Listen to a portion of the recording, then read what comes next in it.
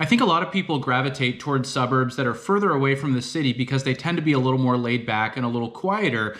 There's certainly a different lifestyle, a less urban lifestyle, less hustle and bustle, etc. But I think people gravitate toward these more outlying areas as well because they're assumed to be more affordable. Well, in this video, we're going to talk about Sherwood, Oregon, the cost of living there. Is it more affordable than other areas in the Portland metro area? Stay tuned to learn more.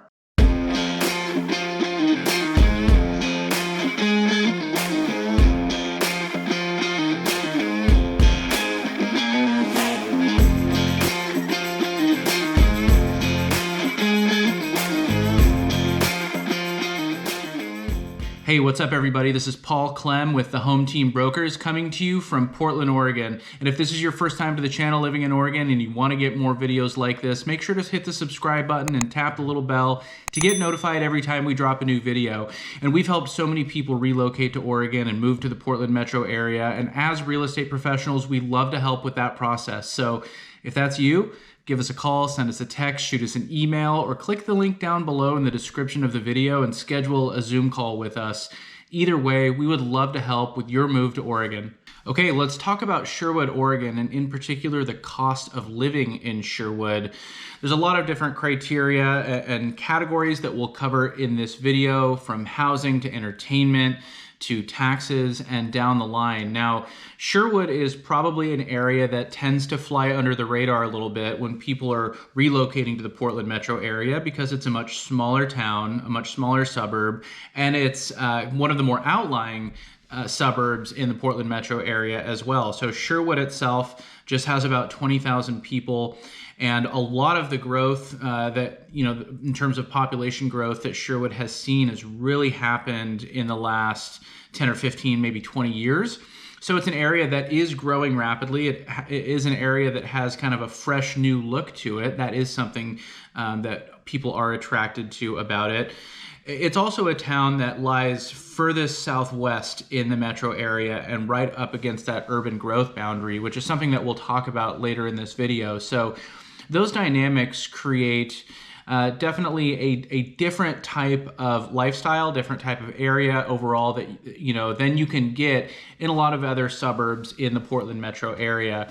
So being a smaller town in terms of size, and again, being up against that urban growth boundary, you're going to get some more rural elements probably in terms of lifestyle than you can get in other areas, but being more newly developed as well, again, something we'll talk about in this video, you can get a very nice new kind of suburban type feel, which I think a lot of people like again. So Sherwood is definitely an area that a lot of people enjoy. Sherwood is definitely an area that a lot of people gravitate toward once they learn more about it, or it's an area that, maybe doesn't really check a ton of boxes for some people. But in this video, again, we're going to talk about the cost of living in Sherwood. And I think when you look at, like I mentioned, when people look at an area that is further away from the city in a metro area, they're going to assume more relative affordability generally. And this is true for the most part. The further away you get from the city center in Portland, the more affordable the housing is, at least when you look at price per square foot. A lot of the more newly developed areas bordering the urban growth boundary, where you have a lot of new construction, a lot of new development in the last 5, 10, 15 years, you're typically going to see a lot of homes that are being built that are larger. So homes that are at least 2,000, but typically more like 2,500 or 3,000 square feet, starting at 4 bedrooms. So homes in that category, those single family homes are typically going to be more expensive because they are larger than that, downsized type property or the starter home, the 1,500 square foot house, 3 bedroom, 2 bath, that sort of thing. The homes that are in these areas that are more newly developed, again, are typically larger than that. So on average are going to be more expensive. But again, when you look at price per square foot, when you look at a comp for a home of that size, say in some areas of Beaverton or in Portland, or especially in areas like Lake Oswego, West Lynn, you're going to see, again, some relative affordability, but in particular when it comes to price per square foot. So that's important to keep in mind. And so housing here is the first category that we will talk about. Of course, a lot of people watching this channel, a lot of people relocating to the Portland metro area or moving within the Portland metro area.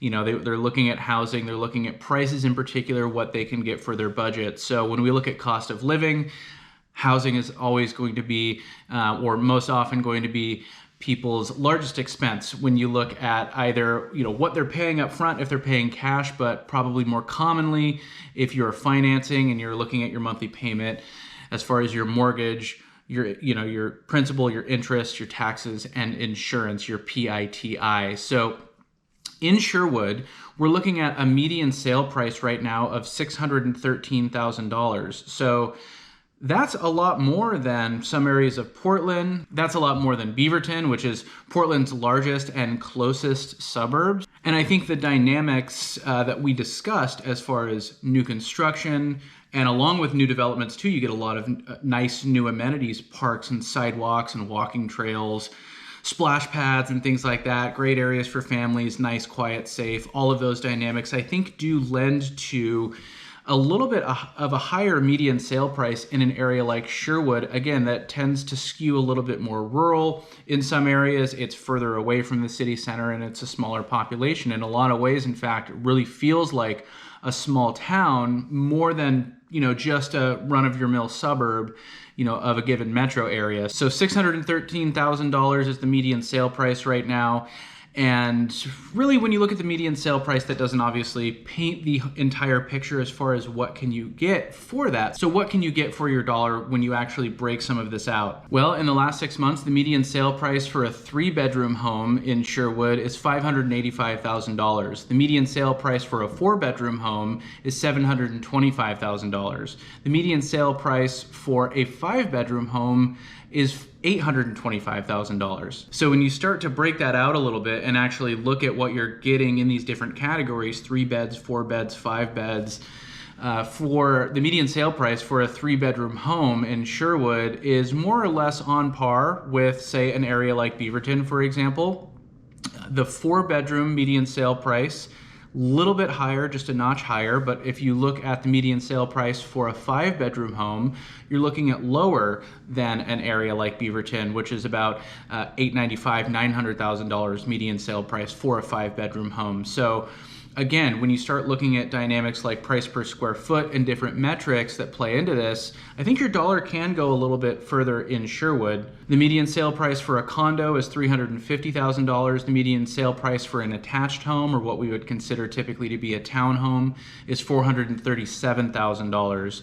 So again, that's probably on par too with a lot of neighboring suburbs, in particular like Beaverton, which is kind of what we're using as a comparison here. But again, when we look at the assumption that typically gets made that if you are further away from the city, generally homes are going to be a little more affordable. Yes, that is true in this case when you actually break down the numbers, but a median sale price of $613,000, higher than Portland, higher than Beaverton, what that's telling us is that there are more homes that are larger in Sherwood.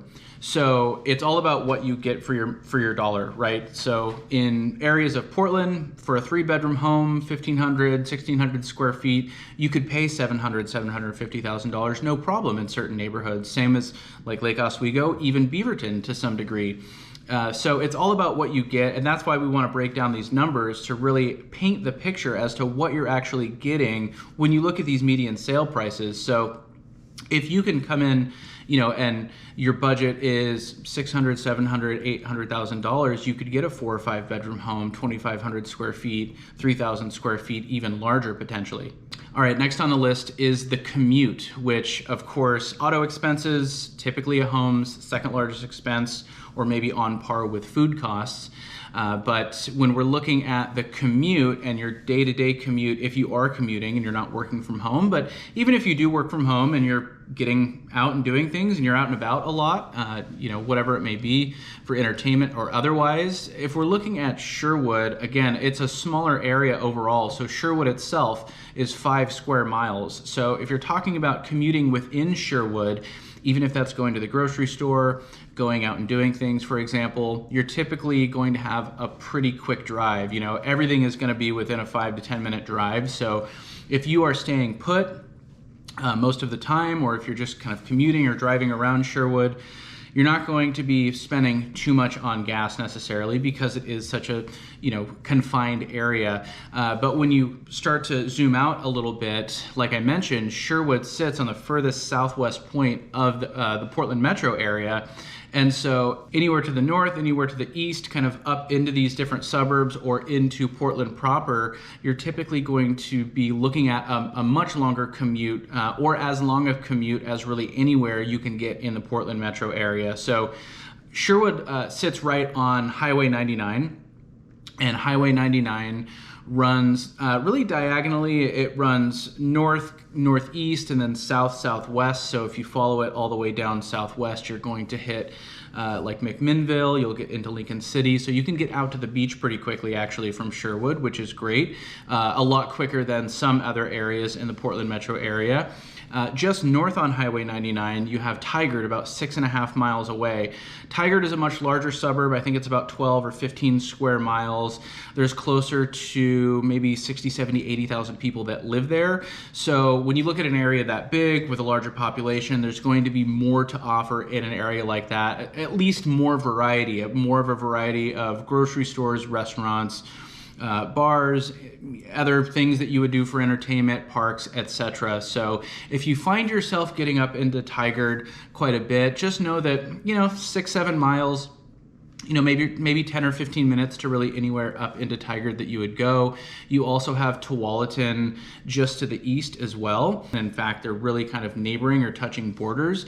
So Tualatin is another area that is a little bit smaller than a lot of suburbs in the Portland metro area, but is very accessible from Sherwood. And then you also have Newburgh to the south on Highway 99, which is 9 miles away. So a little bit further, but Newburgh is more of a self-sustained, typical small town. It's really not that small of a town. There's probably at least 30 or 40,000 people there.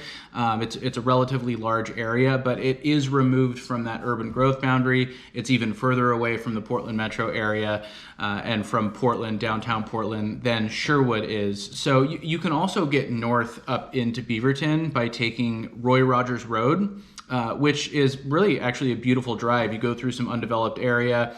Again, you're really bordering that urban growth boundary.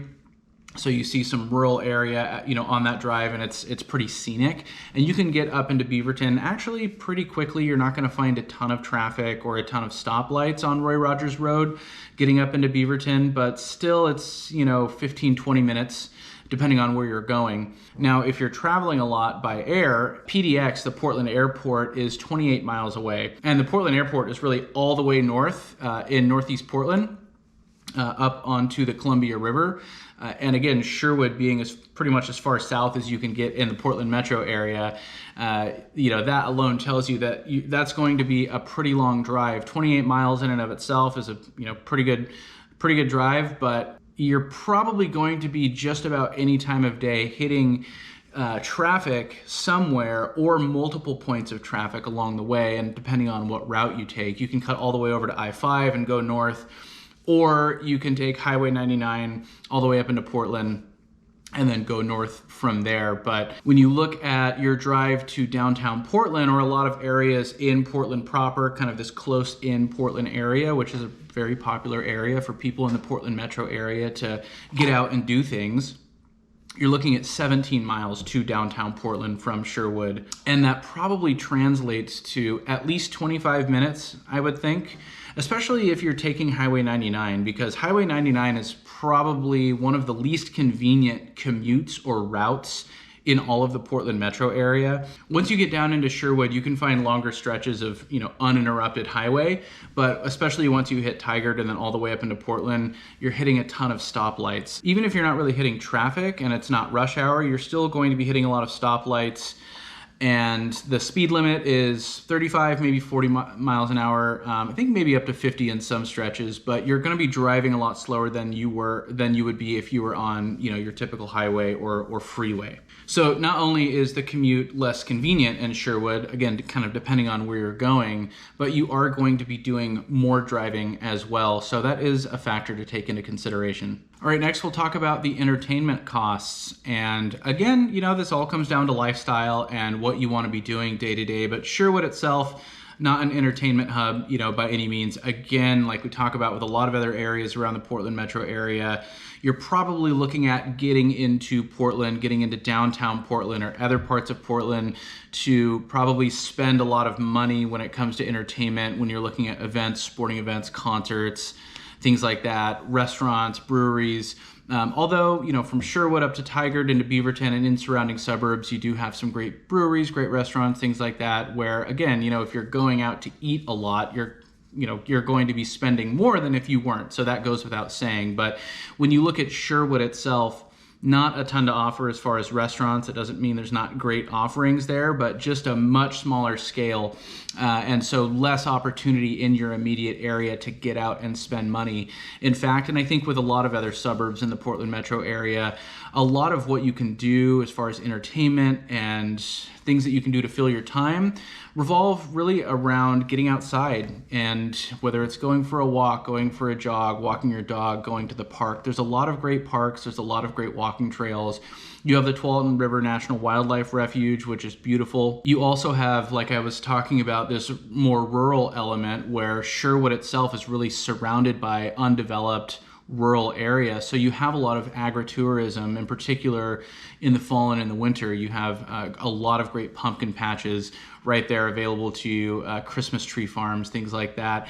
But probably most notably in Sherwood, as much as anywhere in the Portland metro area, you're right there in wine country. So you're right there in a wine region where just north and west of Sherwood, you're going to have a ton of great wineries. And these are places that, you know, some are, you know, operate on a much smaller scale. Some maybe don't have areas, tasting rooms where you're going to get out and spend an afternoon, but a lot of them do. And all of these places have wine memberships that you can join. I know a lot of people join several of them. So, you know, that's a matter of personal choice as far as if that's interesting to you or not. But even if you're not a big wine drinker, getting out to some of these tasting rooms and some of these wineries and just sitting out on their decks, their balconies, and taking in the landscape, maybe have a glass of wine, maybe not, you know, it's up to you obviously, but it's a really good excuse to get out and be outside and maybe do something that's not as active. You know, it's great to be able to get out and go for a walk, and, you know, certainly don't want to take that for granted, but a lot of these wineries, again, have these beautiful landscapes and really well manicured properties and vineyards that offer a really nice way to spend your time. All right, next we'll talk about the age of homes. And there's a couple of things with the age of homes that really are brought in when we talk about this in the context of your cost of living, right? So the age of homes, the older the home, the more potential for deferred maintenance, the more potential there is for just updates, whether it's cosmetic or major updates needed to the systems, electrical, plumbing, roof, etc., new floors, whatever it may be. So when you're purchasing an older home, unless it's been completely remodeled from head to toe, you're probably looking at the potential for greater, not just maintenance costs, but replacements, repair costs, things like that. Now, the other piece when it comes to the age of homes is generally older homes have larger lots. You know, the kind of the typical standard suburban lot for a long time was at least 1/5 of an acre up to about 1/4 acre, 10,000 square feet. Now, when we look at Sherwood, and like I had alluded to, this is an area that has developed so much in recent years that, you know, we're seeing a ton of properties with lots, a ton of homes with lots that are, you know, much, much smaller. Now, whether or not that's something that you are looking for or not is kind of another conversation, because I know a lot of people want to have more of a yard. Some people want to have less of a yard because it is less maintenance. And whether that is the investment of your time to maintain it, or you're paying somebody else to maintain it, pick up leaves, mow your lawn, you know, blow off walkways, things like that. Either way, it doesn't, you know, come for free. Time is money, right? So if you're doing that all yourself, you know, you probably underestimate, I think a lot of people underestimate when they buy a house, if they're doing everything themselves, how much time is going to be needed to maintain the landscape, to maintain the landscaping and everything. So when you look at Sherwood, again, you're looking at development, a ton of development in the last 5, 10, 15, 20 years. The newer the house generally, the smaller the lot. So we're seeing some lots that are 3,000 square feet, 5,000 square feet, maybe 7,000 square feet. And of course, you can get homes in Sherwood that have larger lots, but odds are if you're moving to Sherwood and you're buying a home, you want to buy a home that is a little bit newer, you're going to have a little bit of a smaller lot. So that means less maintenance for sure. Less time spent on the landscaping or less money having to be paid out for somebody to maintain it.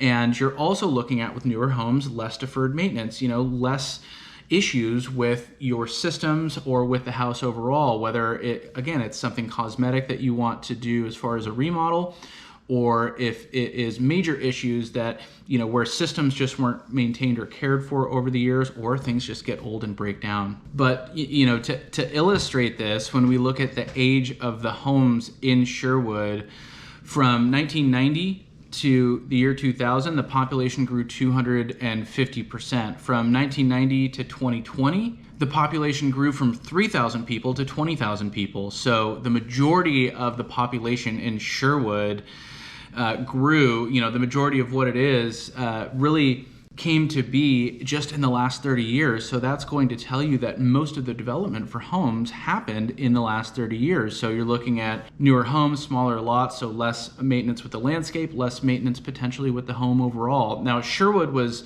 founded or incorporated in 1893. And there is this old town, kind of small town, downtown area, which is really cool, actually. And in fact, it's really one of the only suburbs in the Portland metro area that has this old town, downtown area. Again, Sherwood really feels like a small town more than it does a suburb, although a lot of the development in neighborhoods feel a little more suburban, suburbia. So it's really an interesting dynamic there. But near the downtown area, you have definitely some 100-year-old plus homes, 80-year-old, 75-year-old homes. There was a little bit of a spike in population in the 60s and 70s as well. And so not far from this downtown area, you do have some mid-century homes as well. So you get like a lot of split levels, single level ranches, tri-levels, things like that.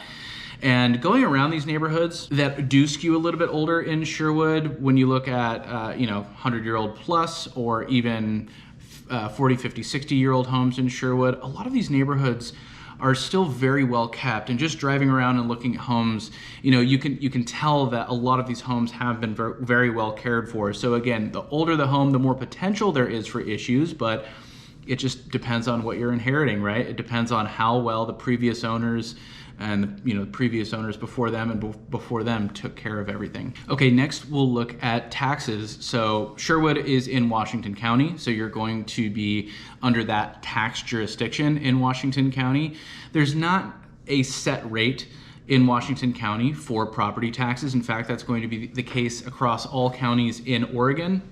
It's actually kind of a complicated, convoluted process, but there was some legislation in the 90s that said that your home value as of 1995, it cannot appreciate, the assessed value that they use for tax purposes cannot appreciate more than 3%. So that does help keep taxes low, which is great. Now, local municipalities and people in the county can, and local school districts as well, can vote on bonds, which can increase the tax rate over that 3% growth, and that does typically happen. There's extra funded needed for different projects and things that are being built out and developed, so a lot of that does come from property taxes. But right now, through some research, if you look at the effective tax rate in Sherwood, you're looking at 1.16%. So about 1%, about 1 to 1.2%.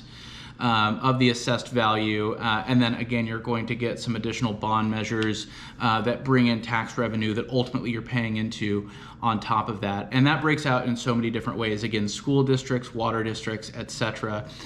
Sherwood is surrounded by so much farmland that you can be in certain zoning. Depending on where you're at in Sherwood, you can be in a zone that is zoned for agriculture or zoned for timber, for example. So there can be some potential tax breaks if you're getting a little bit more land and you have some crops growing, some trees growing, things like that. So those are things that we can look at. You also have Sherwood, again, really being kind of enveloped, aside from the northeastern part of Sherwood, where Highway 99 runs through it, enveloped by the urban growth boundary, which every 6 years, Metro is going to look at that and look at potential expansion. So as that expands, it's all but guaranteed that everywhere that expands, you're going to see development. You're going to see housing and commercial development in those areas to support population growth. And I would imagine that there's at least potential that where if you're in a specific area near the urban growth boundary, there's development there, especially that you're going to be benefiting from based on where your house sits, that might add to your tax liability potentially. So those are things to consider. We always look at this on a case-by-case basis.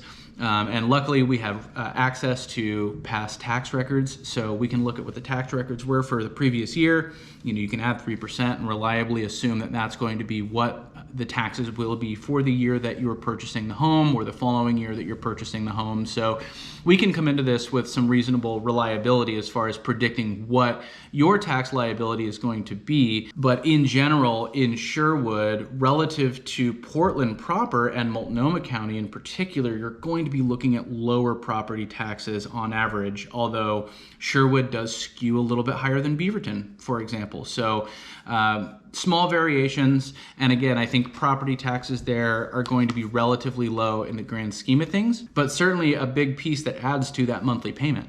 All right, next we'll talk about childcare. Again, a huge expense that a lot of families have, obviously, and that's really going to vary from place to place. I think a lot of it comes down to supply and demand. I think Sherwood is definitely a place that has a lot of families, young families, things like that. So the demand is there for sure. It looks like right now there are 32 different providers in Sherwood for childcare, for full-time daycare, childcare, things like that. Now, you may choose to use childcare in Sherwood. That might be more convenient. You might choose to use childcare in an area where you're working or commuting to. Maybe you work up in Portland, up in Beaverton. Maybe it makes more sense to do it that way. Everybody's circumstance is different, but if you look at the average cost of childcare, full-time childcare per child right now is $500 a month in Sherwood. That seems really, really low to me. And so that's just through one resource that I'm citing for all of these cost of living videos. When you're looking at areas like Hillsborough and Beaverton, you're looking at closer to $750 up to $1,000, up to $1,200 a month per child. And so $500 a month, again, does seem pretty low. I'm sure that there will be opportunity to spend probably double that on full-time childcare right in Sherwood. But that does tell me that there are a lot of providers that are offering more affordable solutions. So that is good to see. So at least based on averages and through kind of doing some research and everything in Sherwood, you are looking at a lower monthly cost than average for full-time childcare. And then lastly, we'll talk about the household income, which in Sherwood is $108,000 per household, which is a lot higher than a lot of other areas in the Portland metro area. That's probably on par with some of the more expensive areas like a Lake Oswego and West Lynn, for example. It's certainly higher, by about $20,000, $25,000 per household than Beaverton. It's certainly higher than Portland. I think the larger the population an area has, the more that number will come down a little bit. But when you look at that number, and the reason why we mention that and evaluate that is because generally, the cost of goods and services in a particular area is going to rise or fall relative to what people are earning, and vice versa to some extent, obviously. But when you look at Sherwood, $108,000 median household income, that paints a little bit of a picture, maybe more so even than, just the number, as far as what you can kind of expect in an area like this, where it's a very homogeneous area. Again, you have so much of this new development, by a lot of measures, very nice homes, very nice new homes, larger homes, etc. And I think for a lot of people, a very desirable community that does tend to be more safe and quiet and laid back because of that small town element. So I think when you look at everything all together and then look at that number of $108,000 median household income, it's not necessarily surprising, but it's certainly worth noting that that is notably higher than many, many suburbs in the Portland metro area and higher than Portland itself. So if Sherwood is an area that seems like it could be a good fit for you, if it seems like an area that's interesting or you want to learn more about it, if you want to start talking about homes there, make sure to give us a call, send us a text, shoot us an email, or click the link down below in the description of the video and schedule a Zoom call with us. And on this call, we can talk about your timeline, your budget, and put together a game plan for you so there's no surprises along the way throughout the process, and really get you started on the right track with your home search. If this video is helpful, make sure to hit the like button. That helps us out a lot. And if you want to get more videos like this, make sure to subscribe to the channel, click the little bell to get notified every time we drop a new video. We really appreciate you watching as always, and until next time, we'll talk to you later.